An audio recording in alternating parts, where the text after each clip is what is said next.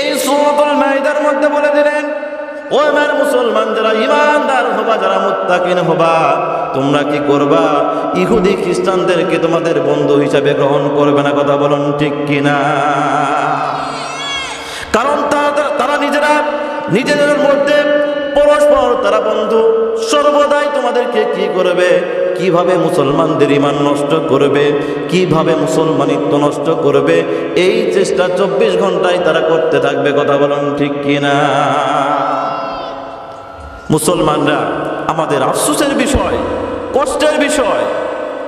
আজকে খেলা নাই, আগামীকালই দেখবেন যে ব্রাজিল অথবা যদি আর্জেন্টিনার খেলা থাকে, রাত্রি 1টা কেন 4টা পর্যন্ত বেজে থাকবে।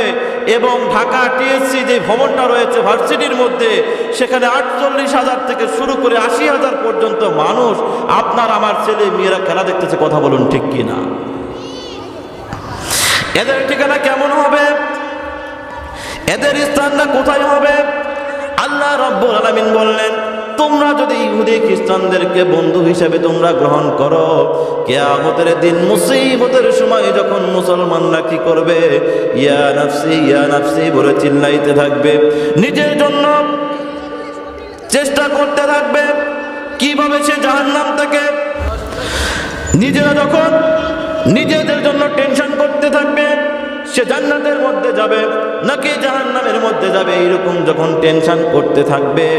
আজকে যারা নেইমারকে যারা ফলো করবে, মেসিকে যারা ফলো করবে, যারা এমবাপ্পেকে যারা ফলো করবে, এরা কি মুসলমান?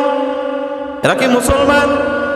কোরআনের আয়াত যদি সত্য হয়ে থাকে, আর যদি কোরআন যদি সত্য হয়ে থাকে, যে কোরআনের কথা আল্লাহ তাআলা বলে দিয়েছেন, যালিকাল কিতাবু লা রাইবা ফীহি হুদাল লিল মুত্তাকিন। জোরে জোরে চিল্লা বলেন আলহামদুলিল্লাহ।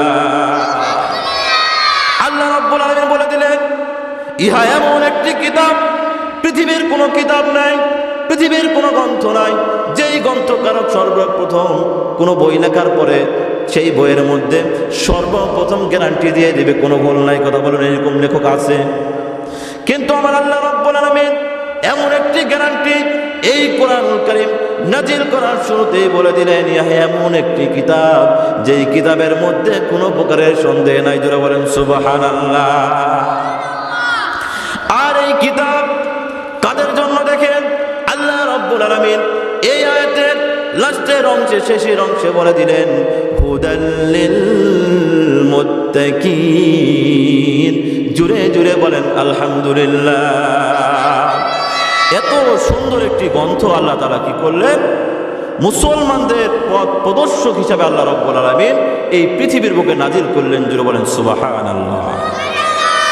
তাহলে মুসলমান ভাইরা, এই আয়াত যদি সত্য হয়ে থাকে, আল্লাহর কোরআন যদি সত্য হয়ে থাকে, তাহলে আজকে নেইমারকে যারা ফলো করবে, মেসিকে যারা ফলো করবে, বিশ্বকাপের খেলা যখন আপনার নেটের মধ্যে দেখবে, আপনার পর্দার মধ্যে দেখবে, আর তাফসীরুল কোরআন মাহফিলে আসবে না, এদের ঠিকানা কোথায় হবে? কথা বলুন। জাহান্নাম না? তার পূর্বে প্রস্তুতি ম্যাচ আছে। কথা বলুন ঠিক কিনা? বান্দারা যখন ইয়া নাফসি বলে যখন নিজের জন্য চিন্তা করতে থাকবে, নেইমার মাঠের মধ্যে যখন ন্যাংটা হয় কি করে দৌড়াইতে থাকে। কথা বলুন ঠিক কিনা? মেসি যখন আপনার ন্যাংটা হয় মাঠের মধ্যে দৌড়াইতে থাকে কি থাকে না? থাকে কি থাকে না?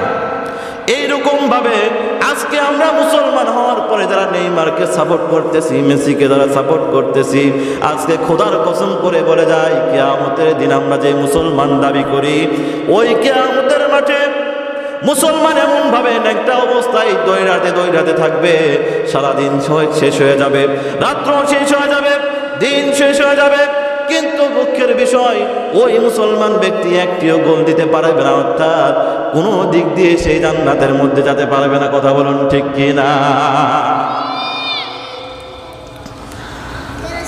আরে নেইমারের প্রেমে পাগল যারা ফুটবল খেলে, মেসির প্রেমে পাগল যারা ফুটবল খেলে, এমবাপ্পের প্রেমে পাগল যারা ফুটবল খেলে, আল্লাহ তাআলার পক্ষ হতে তাদের প্রতি গজব আছে। কথা বলুন ঠিক কিনা?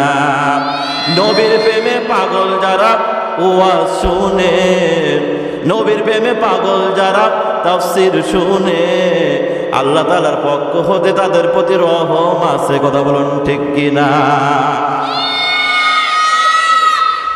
সম্মানিত মুসলমান ভাইরা, এই কোরআন নিয়ে আমরা কেন গবেষণা করব? কোরআন যেখানে শিক্ষা দেওয়া হয়, মাদ্রাসা নামের জিনিস, মাদ্রাসা নামক যে কারখানা রয়েছে, এই কারখানার মধ্যে আমাদের ছেলে মেয়েকে কেন পাঠাইব? এর কারণ কি আছে কি নাই?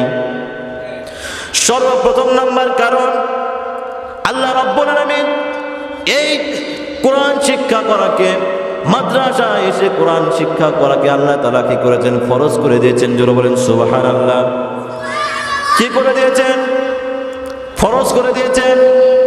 এই যে তালেবে আলেমরা, আল্লাহ রাসূল সাল্লাল্লাহু আলাইহি ওয়াসাল্লাম হাদিসের মধ্যে বলে দিয়েছেন, তালাবুল ইলমি ফরিদাতুন আলা কুল্লি মুসলিম। কথা বলুন ঠিক কিনা? জনাবে মুহাম্মদুর রাসূলুল্লাহ সাল্লাল্লাহু আলাইহি ওয়াসাল্লামের হাদিস, তিনি বলেন প্রত্যেকটা মুসলমান নর নারীর উপর আমি আল্লাহ রাব্বুল আলামিন কি করেছি? এই কোরআন শরীফ শিক্ষা করাকে আমি আল্লাহ রাব্বুল আলামিন ফরজ করে দিয়েছি। জোরে বলেন সুবহানাল্লাহ। তার প্র্যাকটিক্যাল প্রমাণ উদাহরণ নিয়ে যান। জনাবে মুহাম্মদুর রাসূলুল্লাহ সাল্লাল্লাহু আলাইহি ওয়াসাল্লাম 40 বছর বয়সে যখন ওহী প্রাপ্ত হয়েছিল, তখন সর্বপ্রথম যে ওহীটা ছিল, সেই ওহীটা কি বলতে পারেন? 30 নম্বর পারা সূরাতুল আলা, তাই না? আল্লাহ রাব্বুল আলামিন সুন্দরভাবে পরিষ্কারভাবে ঘোষণা দিয়ে দিলেন, ইকরা বিসমি রাব্বিকাল্লাযী খালাক খালাকাল ইনসানা মিন আলাক। জোরে জোরে বলেন সুবহানাল্লাহ। আল্লাহ রাব্বুল আলামিন জনাবে মুহাম্মদুর রাসূলুল্লাহ সাল্লাল্লাহু আলাইহি ওয়াসাল্লামকে সর্বপ্রথম যেই কথাটা বললেন, হে রাসূল আপনি কি করেন? পড়ুন। আজকে সমাজের মধ্যে যারা বড় বড় লেকচার মারে, গলা বাজায়, ধিক্কার মারে, হুজুরের এত কোরআন জানলে কি হবে, আর আমি কোরআন না শিখলে কি হবে, কোরআন না জানলে কি হবে, আমার ইমান ঠিক আছে, এইরকম ডায়লগধারী মুসলমান আপনাদের মধ্যে মনে হয় নাই? কথা বলুন, আপনাদের মধ্যে আছে? বলে আমুক হাজী সাহেব বলে কি হবে, 5 ওয়াক্ত নামাজ পড়লে কি হবে, আমার তো ইমান ঠিক আছে। কথা বলুন ঠিক কিনা? ঠিক না? এখন যদি বলেন আপনার যে লুঙ্গি পরা, লুঙ্গিটা ছেড়ে দিলেন, ছেড়ে দেওয়ার পরে যদি বলেন লুঙ্গি না থাকলে কি হবে, আমার তো শরীর আছে, কথাটা কেমন লাগবে? কথা বলুন, কথাটা ভালো লাগবে? সুতরাং যারা এই ডায়লগ মারেন, আজকে তাফসীর থেকে একটি জিনিস শিক্ষা নিয়ে যান। আপনার মধ্যে যদি শিক্ষা না থাকে, আল্লাহ রাব্বুল আলামিনের কাছে আপনার কোনো প্রকারের দাম নাই। কথা বলুন ঠিক কিনা? তার প্রমাণ কি? জনাবে মুহাম্মদুর রাসূলুল্লাহ সাল্লাল্লাহু আলাইহি ওয়াসাল্লামের হাদিস, সব কিন্তু আপনাদের যারা হাদিসগুলো আমি তেলাওয়াত করতেছি, হযরত আবু হুরায়রা রাদিয়াল্লাহু তাআলা আনহু থেকে বর্ণিত, তিনি বলেন, খায়রুকুম মান তাআল্লামাল কুরআনা ওয়া আল্লামা। জোরে জোরে বলেন আল্লাহু আকবার। আল্লাহ রাব্বুল আলামিন বললেন, পৃথিবীর বুকে যত রকমের মানুষ রয়েছে, যত বর্ণ রয়েছে, যত টাইপস রয়েছে, যত ক্লাসিফাই রয়েছে, তার মধ্য থেকে আমি আল্লাহ রাব্বুল আলামিন যে মানুষগুলোকে ভালোবাসি, সেই মানুষগুলো হবে 2 প্রকার। কত প্রকার? যত রকমের মানুষ রয়েছে, তার মধ্যে থেকে আল্লাহর কাছে 2 শ্রেণীর মানুষ আল্লাহর কাছে প্রিয়। জোরে জোরে বলুন সুবহানাল্লাহ।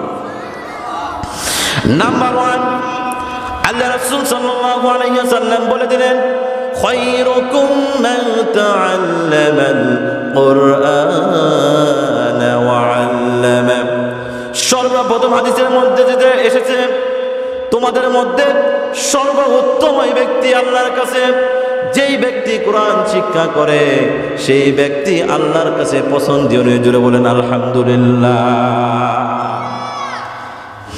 হাদিসের মধ্যে দ্বিতীয় শ্রেণীর কথা যেটা বলা হলো, ওয়া আল্লামা, এক প্রকার যারা শিক্ষা করল, দ্বিতীয় প্রকার যারা আল্লাহর কাছে সর্বশ্রেষ্ঠ, তারা হচ্ছে ওই ব্যক্তি যারা নিজে কোরআন শিক্ষা করলো এবং অপর মুসলমানদেরকে শিক্ষা দিল। জোরে জোরে বলেন সুবহানাল্লাহ। তিরমিজি শরীফের হাদিস, হযরত আব্দুল্লাহ ইবনে মাসউদ রাদিয়াল্লাহু তাআলা আনহু থেকে বর্ণিত, তিনি বলেন, তাআল্লামুল কুরআন ওয়া তুলু। জোরে বলেন সুবহানাল্লাহ। এখানে আল্লাহ রাসূল সাল্লাল্লাহু আলাইহি ওয়াসাল্লাম বলেন, ও আমার মুসলমানরা, তোমরা কি করো? কোরআন শরীফকে তোমরা শিক্ষা করো। শুধুমাত্র শিক্ষা করো না, এই কোরআন শরীফ তোমরা বেশি বেশি তেলাওয়াত করো। মুসলমান ঠিক কিনা?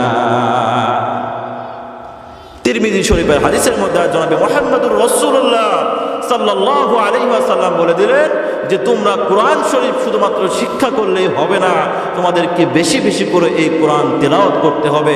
মুসলমানরা আজকে থেকে আমার বাড়িতে যে আমরা কোরআন তেলাওয়াত চালু করব কি করব না? ইনশাআল্লাহ করব তো ইনশাআল্লাহ। আর যদি না করি তাহলে আমাদের কি অবস্থা হবে? কি অবস্থা হবে? আমার কি হবে উপায়, আমার কি হবে উপায়, শিশুকাল কোলে কোলে কেটে গেল